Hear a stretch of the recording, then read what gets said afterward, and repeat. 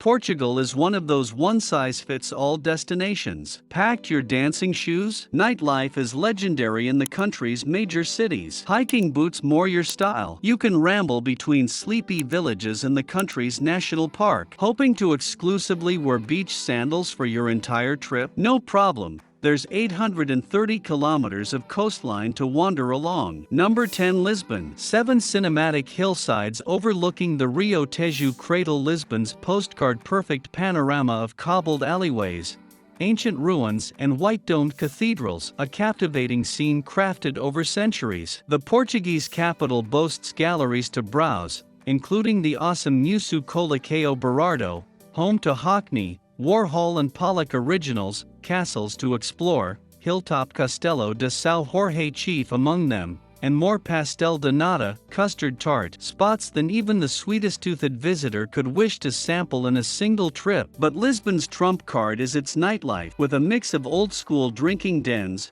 brassy jazz clubs, and open all-night clubs that stir into life once the sun goes down. Number 9, Sintra. Less than an hour by train from the capital, Sintra feels like another world. Resembling an illustration from a fairy tale, it is sprinkled with stone-walled taverns and has a whitewashed palace looming over it. Forested hillsides form the backdrop to the village's storybook setting, with imposing castles, mystical gardens, strange mansions and centuries-old monasteries hidden among the woodlands. The fog that sweeps in by night adds another layer of mystery, and cool evenings are best spent fireside in one of Sintra's many charming B&Bs. Number 8, Parque Nacional de Serra de Estrella. Portugal's highest mountains blend rugged scenery, outdoor adventure, and vanishing traditional ways. At Torre, the country's highest point, artificially pushed up to 2,000 m by the addition of a not-so-subtle stone monument, you can slalom down Portugal's only ski slope. Hikers can choose from a network of high-country trails with stupendous vistas. Oh, and did we mention the furry sheepdog puppies that frolic by the roadside? You'll long to take one home. The region is also home to fascinating mountain villages that make good bases for outdoor adventures. Number 7, Porto. It would be hard to dream up a more romantic city than Portugal's second largest. Laced with narrow pedestrian laneways, Porto is blessed with Baroque churches, epic theaters, and sprawling plazas. Its Ribeira district, a UNESCO World Heritage Site, is a short walk across a landmark bridge from centuries-old port wineries in Vila Nova de Gaia, where you can sip the world's best port. Though some walls are crumbling, a sense of renewal,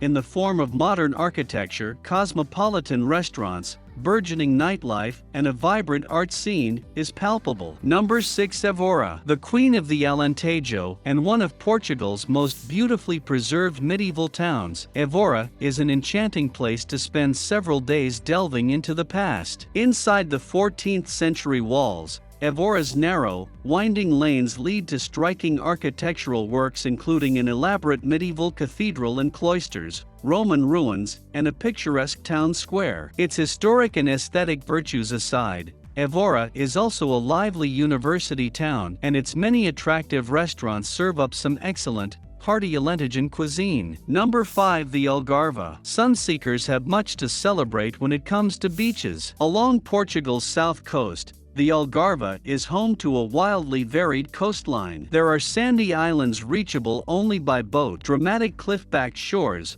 rugged rarely visited beaches, and people-packed sands near buzzing nightlife. Days are spent playing in the waves, taking long oceanfront strolls and surfing memorable breaks. For endless days of sun and refreshing ocean temperatures, come in summer, but to escape the crowds, plan a low-season visit when prices dive and crowds disperse. Number 4, Coimbra. Portugal's atmospheric college town, Coimbra rises steeply from the Rio Mondego to a medieval quarter housing one of Europe's oldest universities. Students roam the narrow streets clad in black capes, while strolling fado musicians give free concerts beneath the Moorish town gate or under the stained-glass windows of Café Santa Cruz. Kids can keep busy at Portugal dos Pequenitos, a theme park with miniature versions of Portuguese monuments. Grown-ups will appreciate the upper town's student-driven nightlife, and the medieval lanes of the steeply stacked historic center. Number 3. Abidos. Wandering through the tangle of ancient streets and whitewashed houses of Abidos is enchanting at any time of year, but come during one of its festivals, and you'll be in for a special treat. Whether attending a jousting match or climbing the castle walls at the medieval fair, searching for the next Pavarotti at the Festival da Opera,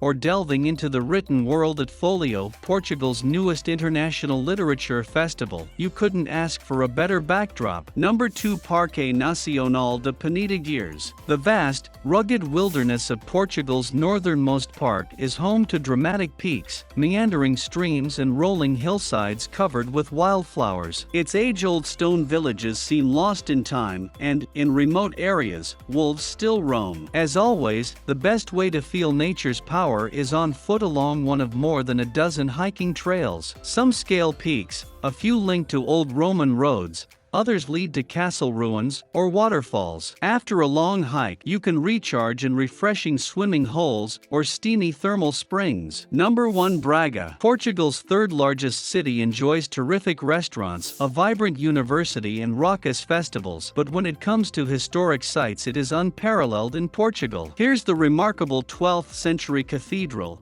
There's a 14th century church. Braga has not one but two sets of Roman ruins, countless 17th century plazas, and an 18th century palace turned museum. Then there's that splendid Baroque staircase, Escadaria do Bom Jesus do Monte, the target of penitent pilgrims who come to make offerings at altars on the way to the mountaintop throughout the year. The video has come to an end. I hope you enjoyed it. Don't forget to like it and subscribe to the channel. It helps a lot for us to continue bringing this type of content here. Until the next video.